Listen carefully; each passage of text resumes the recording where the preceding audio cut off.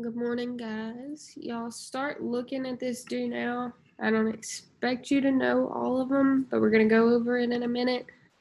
So just start looking over it and thinking about it and see if you can figure any of them out.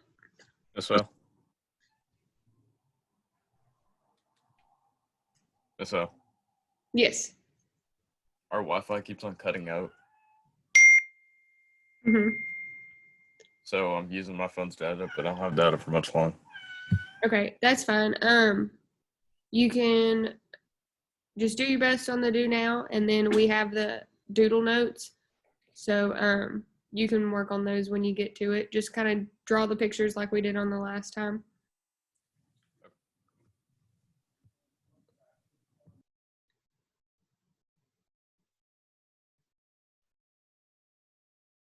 So the links are posted to YouTube, so you don't have to stay on here if you can't.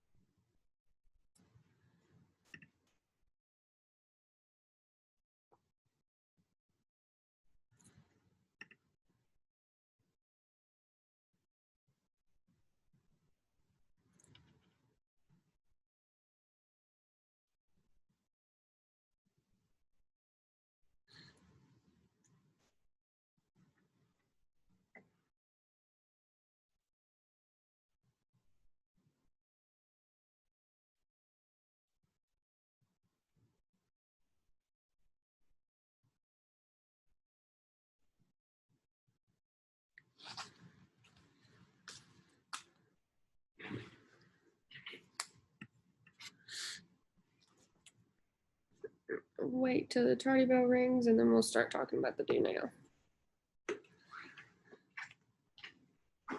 Again, if you gotta go, Valak, you can. It's okay.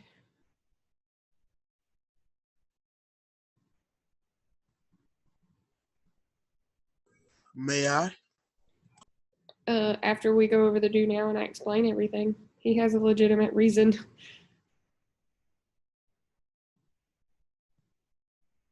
We won't be on here very long today.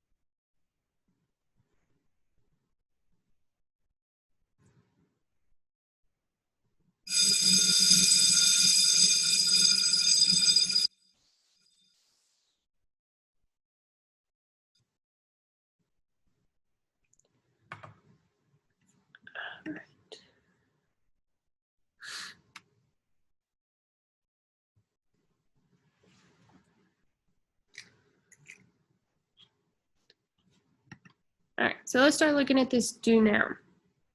Number 1 says, describe why plates at a divergent plate boundary move apart from each other.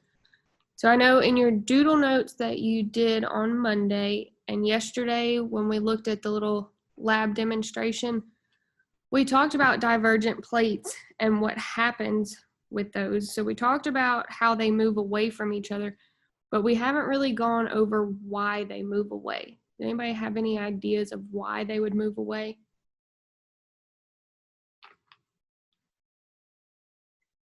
Somebody give me a guess.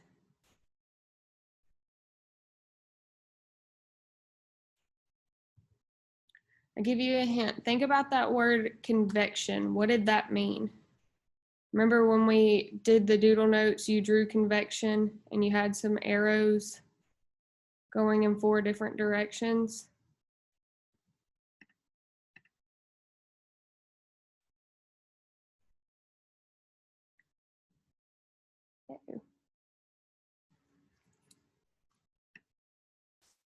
So does that give anybody any clues thinking about convection?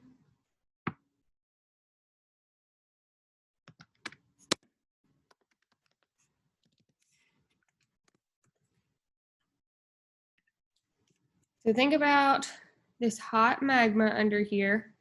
We have an arrow right here, so we know this is moving up.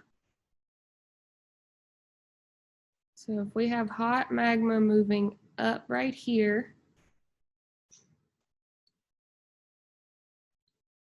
when thinking about convection current, so this magma is moving up. And then remember, it's going to start to make its current and move over in both directions before the cooler magma starts to go down. So these convection currents have the magma moving up and over around in this circular motions going opposite directions.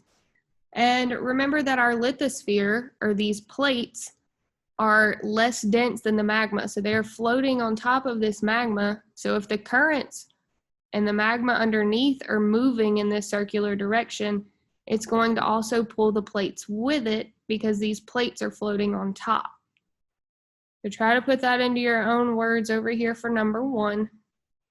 So they move apart because of convection currents. These plates are floating on top of the magma. The magma is constantly circulating underneath. So I'll give you a second to get something typed for number 1, and then we'll go over number 2.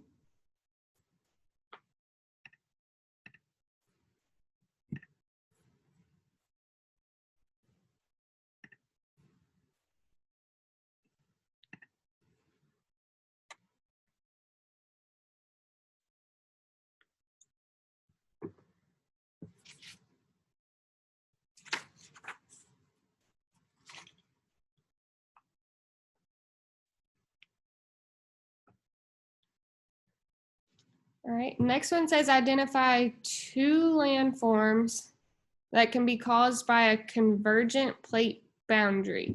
So looking over here, what direction are the plates moving in a convergent boundary?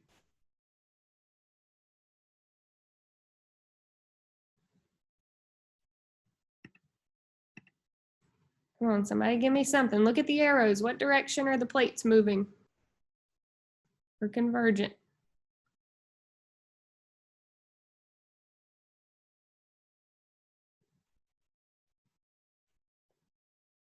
Look at our arrows. What direction are they going?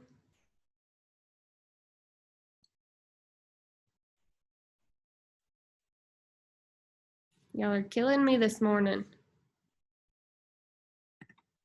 So convergent plates are pulling towards one another or pushing towards one another. So remember, we talked about the ocean plates versus continental plates, and our ocean plates are more dense. So remember, they're heavier.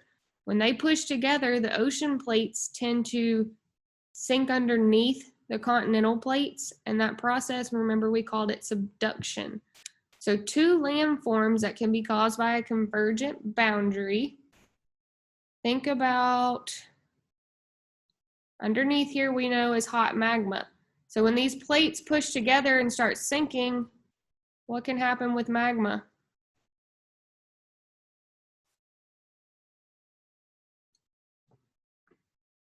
Can cause a volcano. Okay. And then one more example. Think about if we have convergent plates under the ocean, what can we cause? Earthquake. They actually can cause earthquakes, so that is good, but we're looking for a landform. So think about those deep ocean trenches.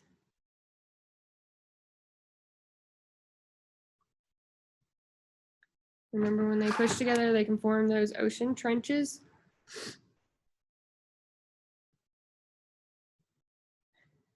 All right, and then looking at 3, so we're going to explain how transform boundaries can cause earthquakes. Remember, we talked a lot about our West Coast in California, how they are on a transform boundary line.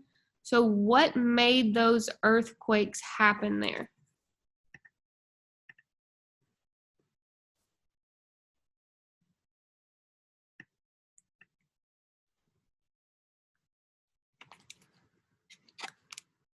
So who said earthquakes a minute ago? Who was that? Me? Anthony, good job. Your red ticket when you come back. Thank you for answering.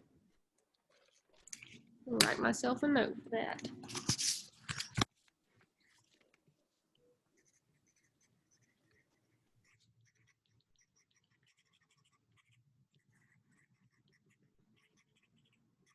All right, transform plates. Remember yesterday and the Oreo cookie demonstration, whenever she had the 2 cookie halves and she was sliding them past one another. What happened at first? When the cookies had the rough edges, what happened there? Say that again. So yesterday when we watched the Oreo cookie demonstration, and she had the 2 cookie halves and she was trying to slide them next to each other, since they had rough edges, what happened? I think the cream like went up. It did a little bit, but if we've got rough edges, is it going to be hard to slide against each other or easy? It's gonna be hard. It's harder, exactly. So on those transform boundaries, those plates are trying to slide next to each other, but since they're rough, sometimes they get stuck and it's hard for them to slide. So when they get stuck, we have all of this energy and pressure building up because remember that magma underneath is constantly moving and trying to get the plates to move. So when they get stuck, energy and pressure builds up, and when they finally break and release, it releases all of that pressure and causes an earthquake. So for number 3, kind of put that in your own words about the plates get stuck, lots of energy builds up, and when they finally break apart and release, that energy releases and causes an earthquake. Give you a second to get that written down before we go to number 4.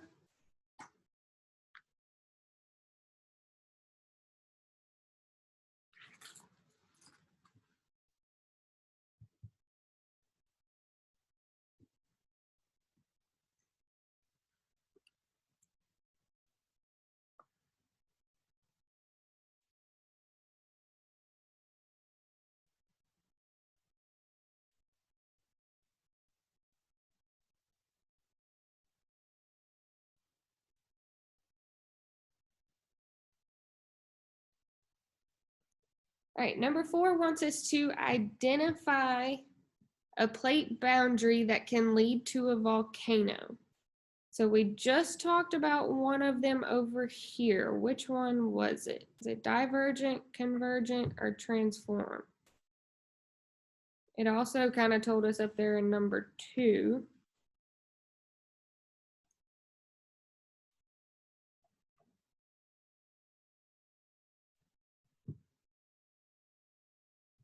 Number 2, what kind of plate boundary were we talking about? Convection, whatever the word is. Convergent, yes. So how does a convergent plate boundary make a volcano? Maybe look at this picture over here where I've already doodled on it.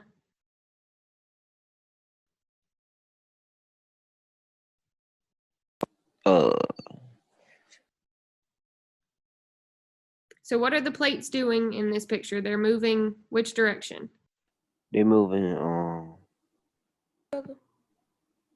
Together, towards each other. Good. oh And yeah. now look at this red line. What is our magma doing?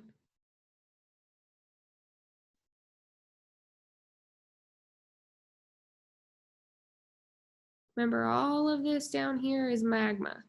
So when they start to push together and we have some subduction, what's the magma doing? It kind of slanted. Yes, so it kind of slants and seeps its way up.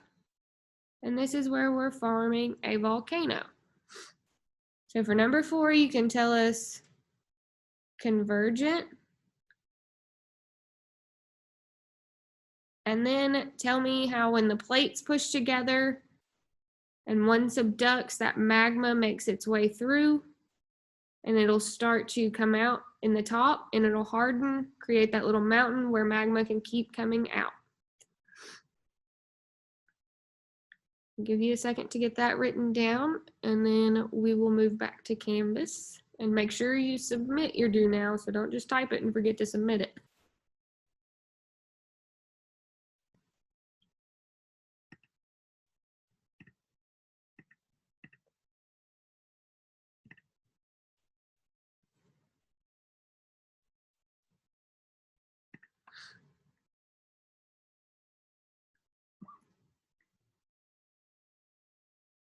All right, let me know when y'all are ready.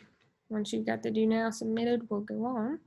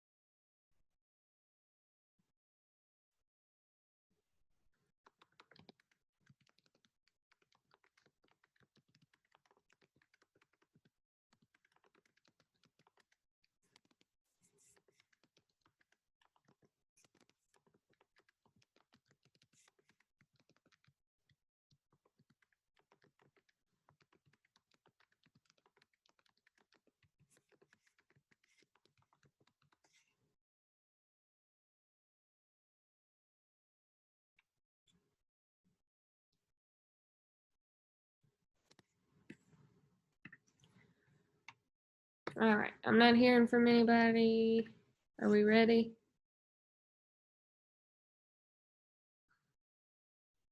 Yeah. All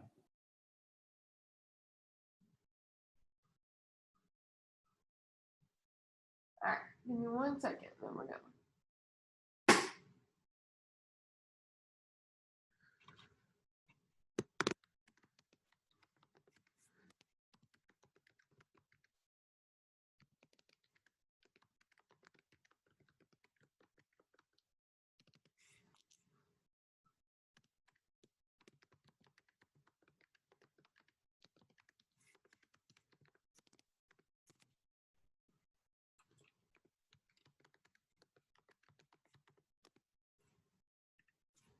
All right, so Monday and yesterday, we talked about geology, the layers of the earth, the plates, how they can form all of these different landforms. So they can make mountains, they can make volcanoes, they cause earthquakes, tsunamis. So we've talked about the earth as a whole and how it's built. And now we're going to move into the actual soil. So the soil is part of which layer? Are we talking about the lithosphere or asthenosphere? Which one would soil be?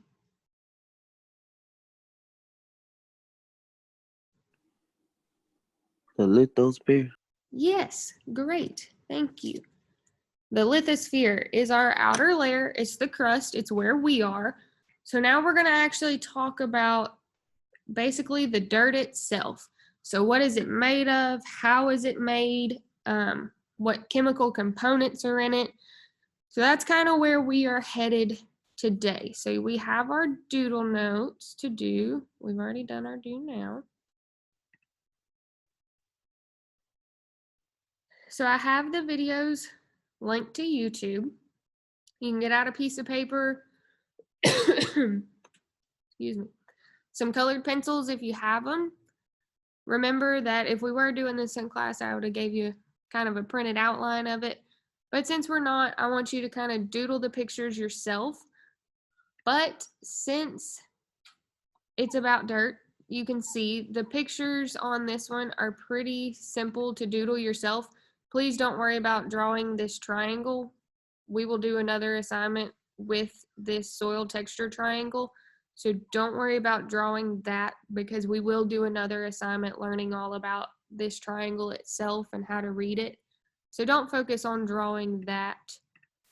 But the rest of it, you should be able to pretty simply doodle. And so if you're not having access to YouTube or Canvas or anything, I'll start playing the videos here. If you need to leave where you can play and pause at your own pace to keep up, I'm okay with you doing that. But remember that we are taking pictures of our notes and we're going to upload them so that you get credit for taking your notes. So I will play them here and I will kind of pause it at different places and give you a second to catch up. But if you need to work on your own pace, I'm okay with that. And remember that there are 2 parts to this.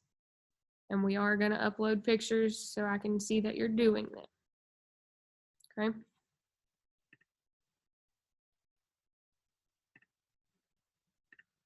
All right. Let's do soil notes together from your soil diagram notes. I'm going to zoom in a little bit so you can see better. So the first part talks about the different components of soil. So let's go ahead and write up here that soil is composed of 3 main particles.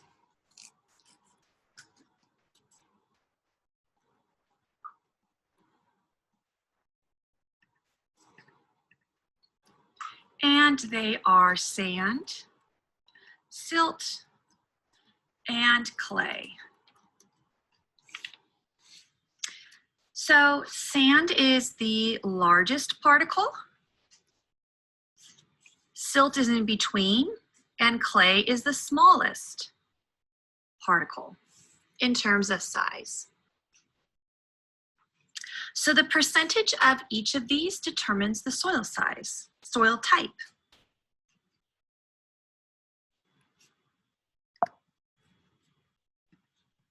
Here you don't really have to draw the jars unless you have colored pencils and you want to distinguish between the colors.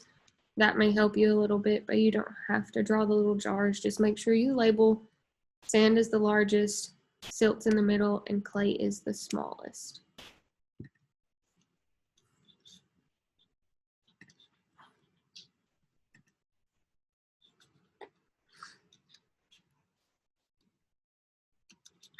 So how do farmers or gardeners determine the type of soil?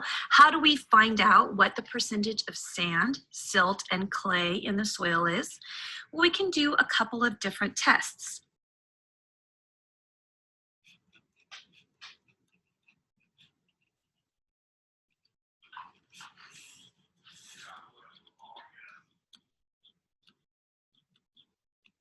So you can do soil sieves, and that's where you put a sample of your soil and you shake it through these sieves and it separates them by particle size, and then you can weigh each amount of particle size divided by the total weight and you can get your percentage of sand, silt, and clay. You can also do it by feel. That's a lab that can be done, or in a jar with water. And so you'll do the feel method or in a jar with water. Then use this, the soil triangle, which is made by the U.S. Department of Agriculture. And this is important to know.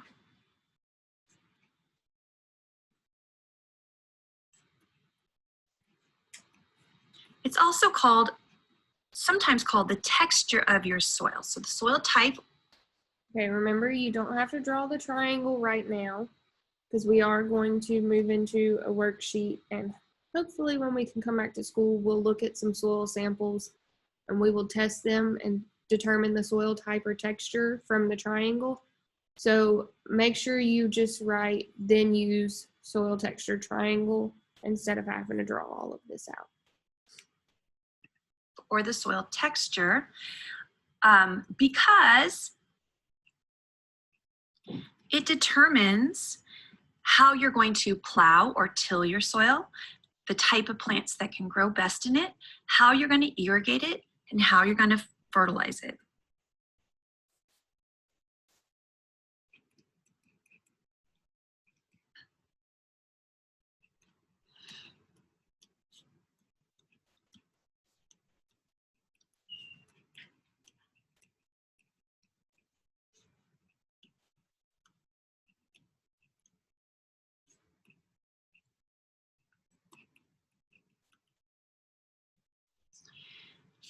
Now this one is the best. I'm gonna pause for a second and let you catch up on writing.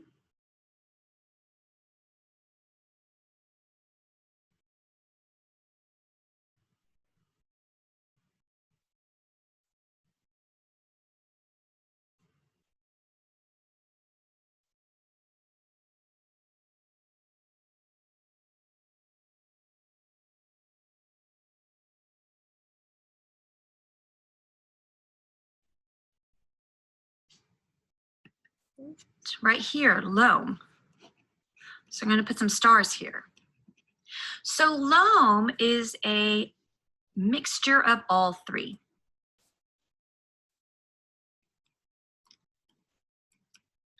So it has the best components of all three particle sizes is loam, and it's the best type of soil. As we have more clay, we have slower drainage, or we call it permeability, and we'll talk about that more in another page.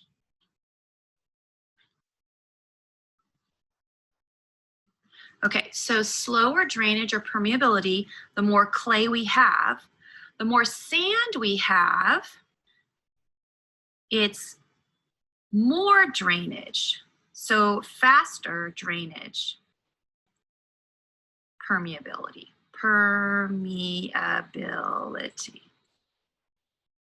That's not an F, it's an R. I'm sorry, yeah, that's an M. Permeability, permeability. And we'll talk about this again on the next couple of pages, but the more sand you have in your soil, the faster it drains.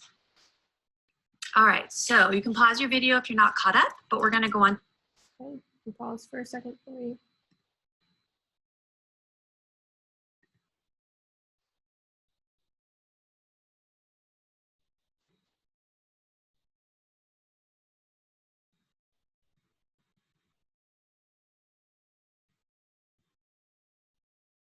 So make sure you're just writing that the more sand you have means more drainage, more clay means slower drainage.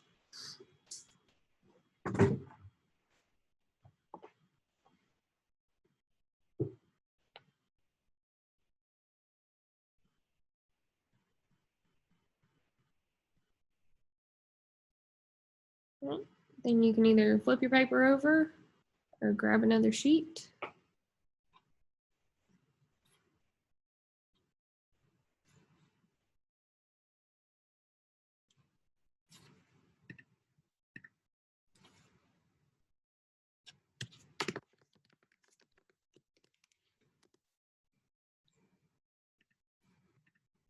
To the next page. So soil is formed through a couple of different methods, and we have a couple of pictures on here for you. We have three main ways to form soil.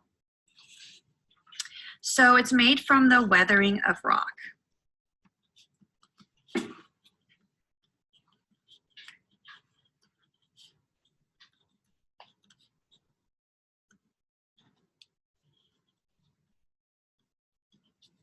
And there's 3 types of weathering, but first it's made from the weathering of rock, and the rock is goes into different pieces, and that smaller pieces of rock form dirt, but then other things make it into soil. So rock into smaller pieces, plus the decomposition of living things.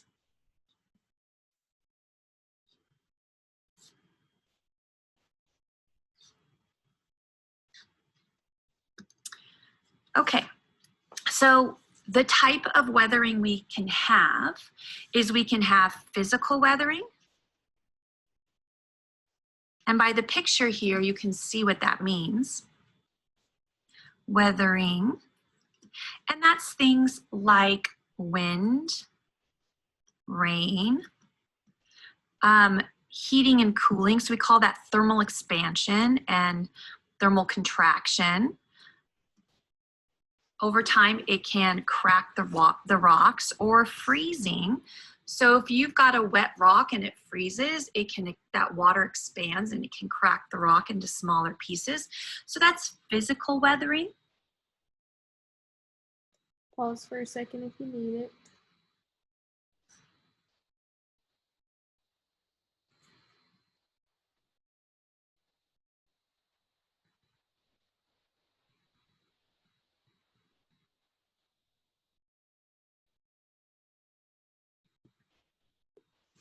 And then we also can have chemical weathering.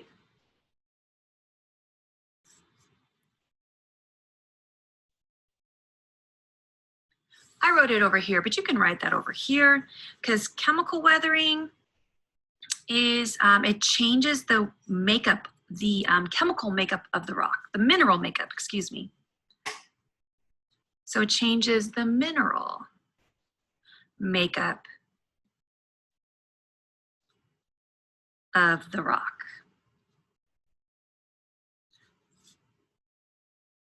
So an example of some chemical weathering would be acid rain. It dissolves some of the minerals in the rock, and that dissolving of some of those pieces of the rock can make small pieces that eventually create soil.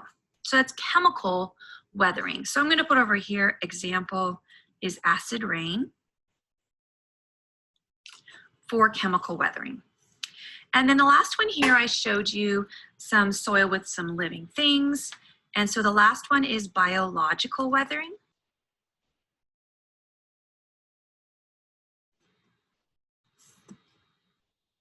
And this is where you have the roots of plants that break up the rocks.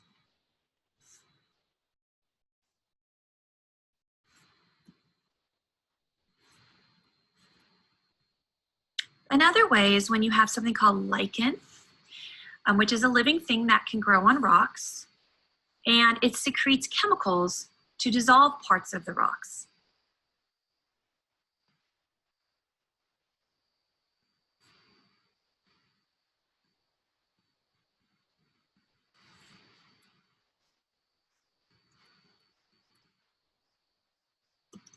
Okay. All right, pause for a second for you.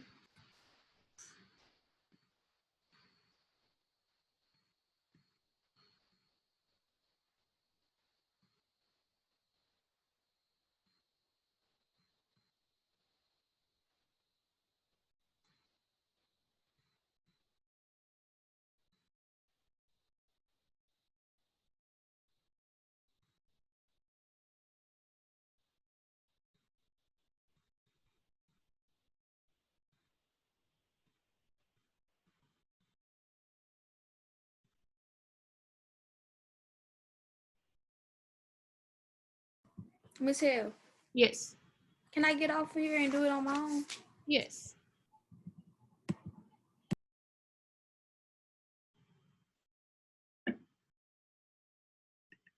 Okay, so I'm going to go ahead, I'm going to highlight my 3 types just to help me study a little bit better. So I have chemical weathering, I have physical weathering, and I have biological weathering of rocks. All right, so now let's talk about a couple of soil properties, some physical soil properties. we talked about permeability. And so what we're going to do is we're going to draw the water coming through here. So if we pour water, and if you have a blue colored pencil or a blue highlighter or something like that, that would work really well. So the watering can, the water is going to go in and it's going to fill up all the spaces in between soil particles. Now these particles are really big, but soil particles can be really small, like clay particles are really small, but they also clump together. So we're going to fill all this. You need to catch up drawing really quick. You can.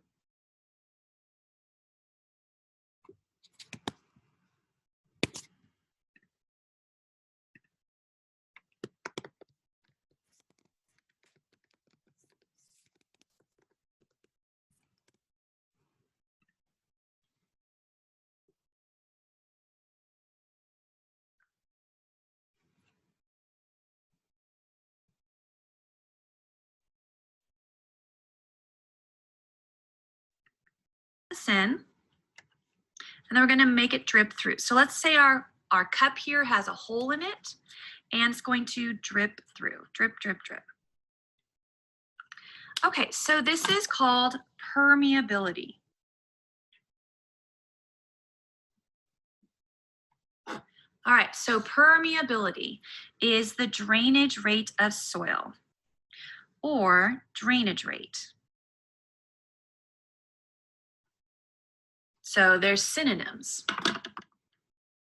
All right, so, and this is how fast the water drains through. So it's the rate.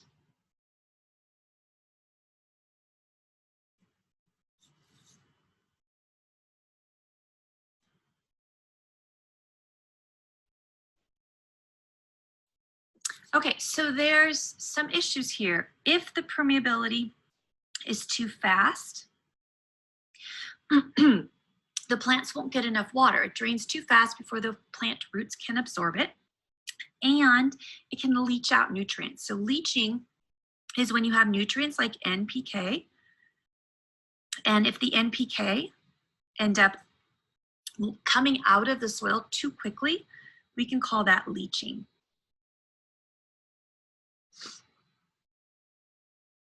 Okay, so leaching is not all the water coming through, but when nutrients come through too fast, you can have leaching of the nutrients and plants won't get enough water.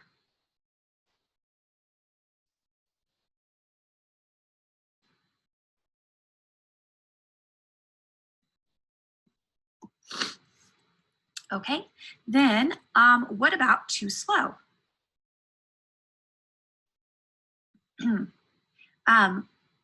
What happens, water will rot the roots.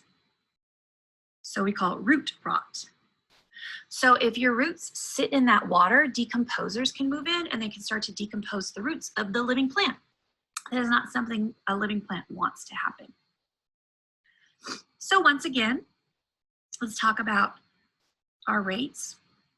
Clay is the slowest for permeability.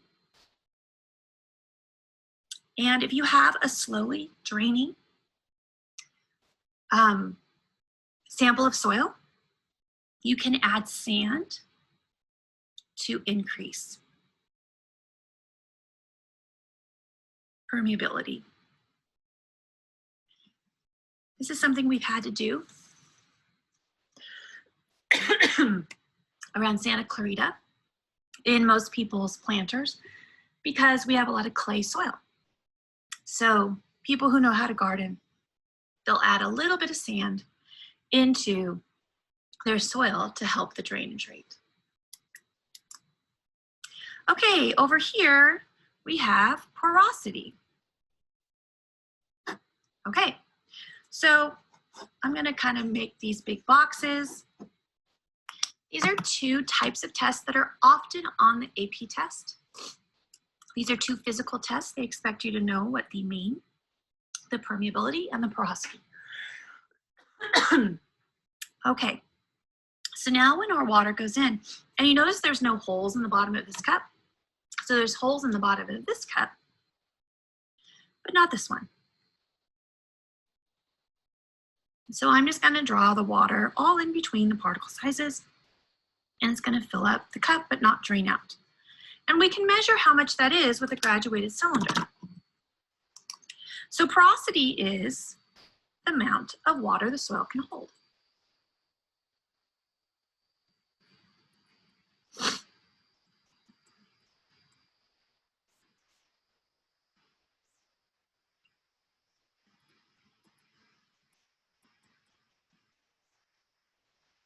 It's the pore space in between particles. It also determines how much space the roots have to grow in between soil particles.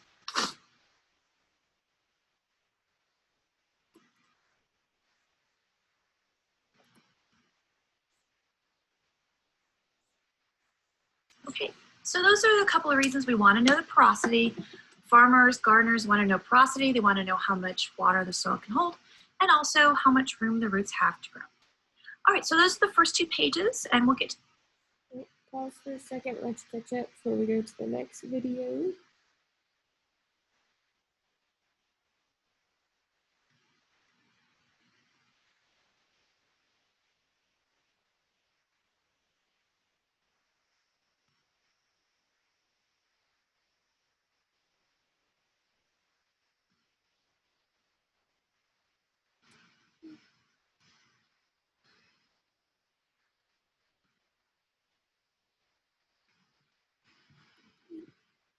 Now let's go over the chemical We might not properties have of time soil. to go So through these all are of the it. 3 major chemical nutrients in the soil. And you don't have to draw it in big boxes. You can just write N for nitrogen, P for phosphorus. Sometimes we call them our macronutrients. Macronutrients. So the word macro means big. So macro, sorry, it's a little bit smushed, macronutrients. There are other things that soil needs too, like magnesium and calcium, but they are micronutrients. These are the 3 that are the main nutrients. And so for nitrogen, what it does for the plants is it creates green leafy growth in plants. And it's a major component of chlorophyll.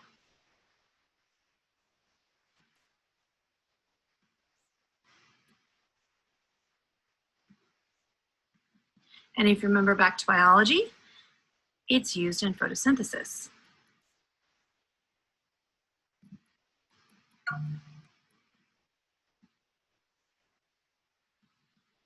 Okay. You can add nitrogen naturally.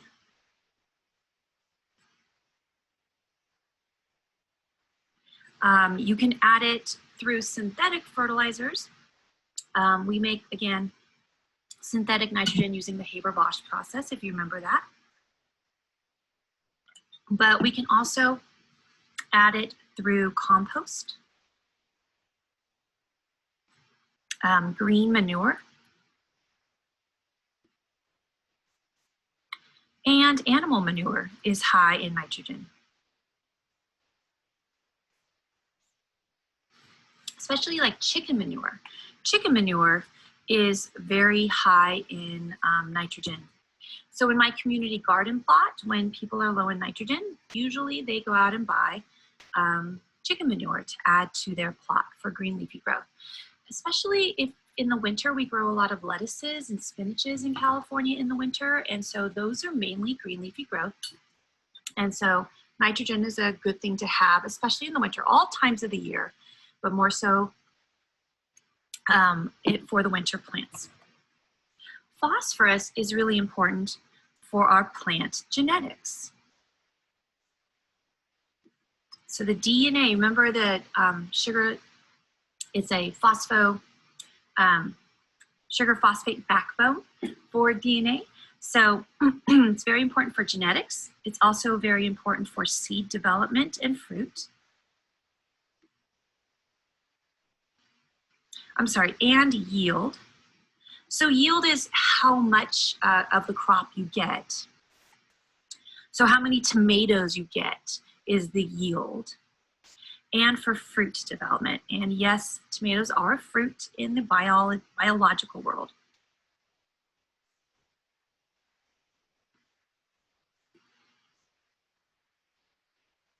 And it's also for roots.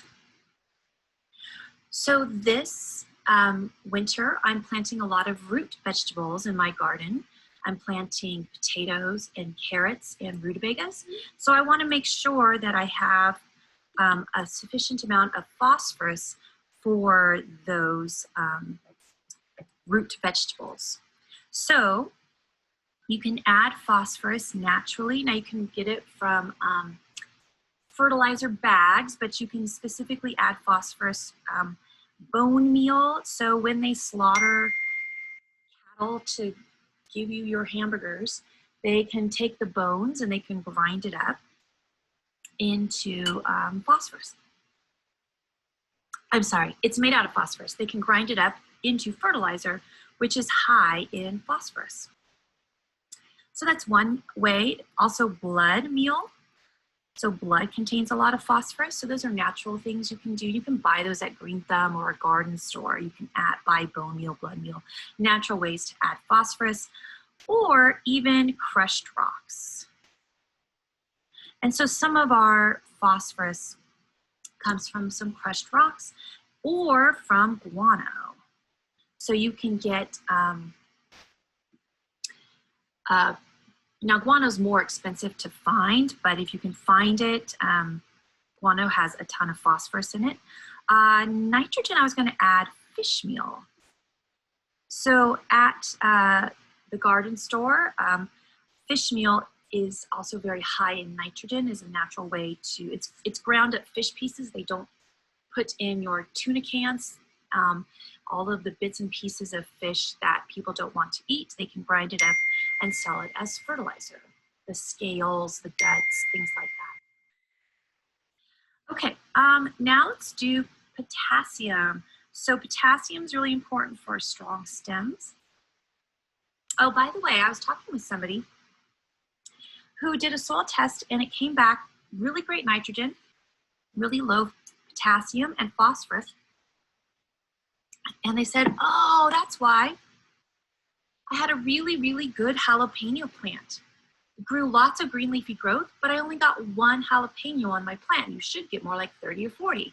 Well, they didn't have enough phosphorus for your fruit development, and the jalapenos are the fruit of that plant. Anything that has seeds is a fruit in the biology ward. So even things like zucchini, it has seeds inside, and cucumbers, those are technically fruit in the biology world. There's no such thing as a vegetable in science and biology. It's a nutrition term. Okay, strong, spelled that wrong, strong stems aids early growth. So when you put seeds in the ground, the seeds are going to use a lot of potassium to start with. And it fights diseases.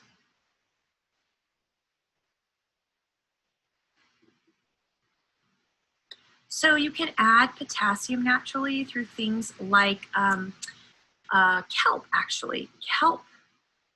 So they harvest kelp, seaweed in the ocean, and they can sell it as a type of fertilizer that's particularly strong in potassium. Sometimes potassium is called potash. It's a farming term for potassium. It's called potash. I don't know why, but it does. Okay.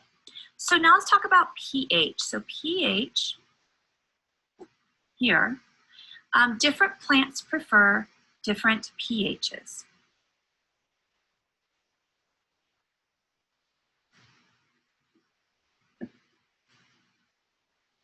So it's in their range of tolerance.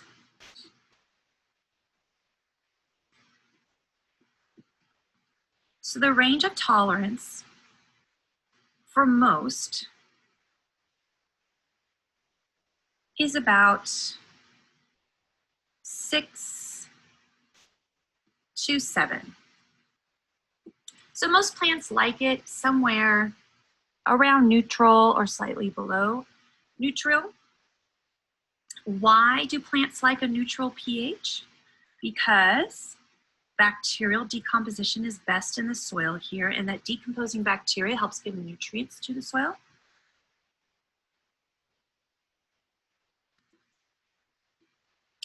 And so they like this pH best. There are some plants that like a different pH. Strawberries, for example, if you've never had a great crop of strawberries, if you've ever tried to grow them in your backyard, they actually like a pH in the 5s. And most of our soil here in Santa Clarita is alkaline. It's usually 7.5 and above.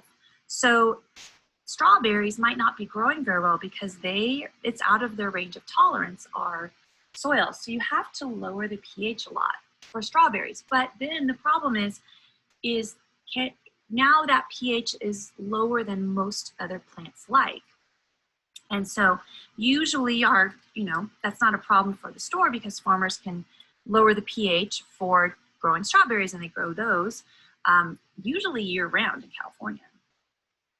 Okay, so what happens if you have too much acidity? So excessive acidity. So if your soil pH is too low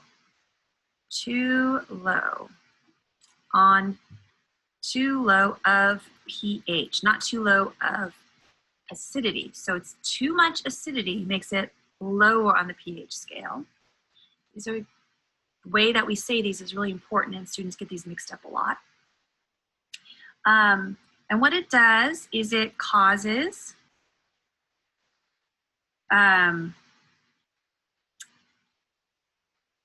minerals like calcium,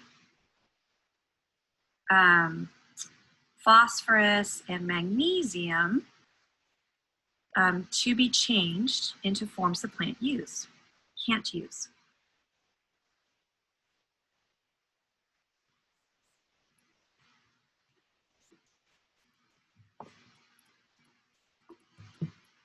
Okay, now I'm not talking about strawberry plants, but if you try to plant your tomatoes in a pH of a soil that's too low, this is what's the problem. It's going to change. Most of those soils change calcium, phosphorus, and magnesium, so it's capital M, to be changed into forms that the plants can't use. So that's one thing, and that's going to equal a deficiency in that plant. It also slows down beneficial bacteria.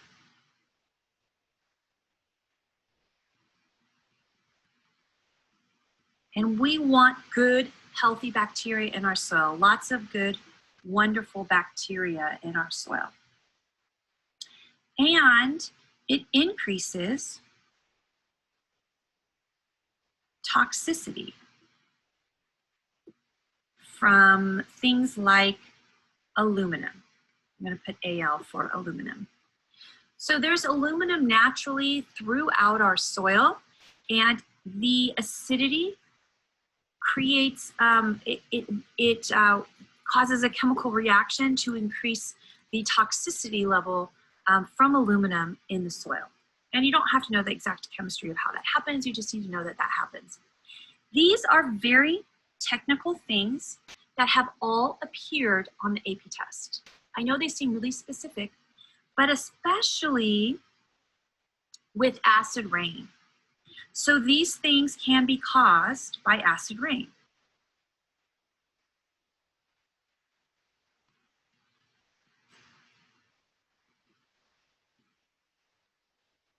Okay.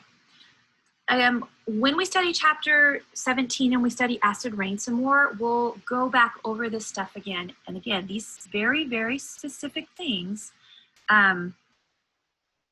you have to know. Fortunately, there's not much you have to know on the other end. So excessive or strong alkalinity, so too high on the pH scale, alkalinity, too high of pH. And what that does is it dissolves and disperses humus.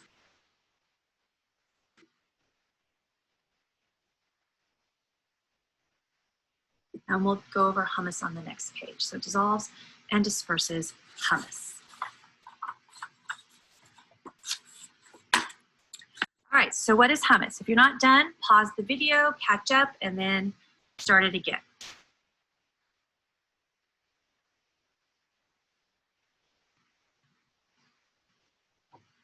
I'm gonna go ahead and stop here. Try to finish on your own from YouTube. The links are on Canvas. If not, we may have to look a little bit more at it tomorrow. So y'all have a good day. You too. Bye.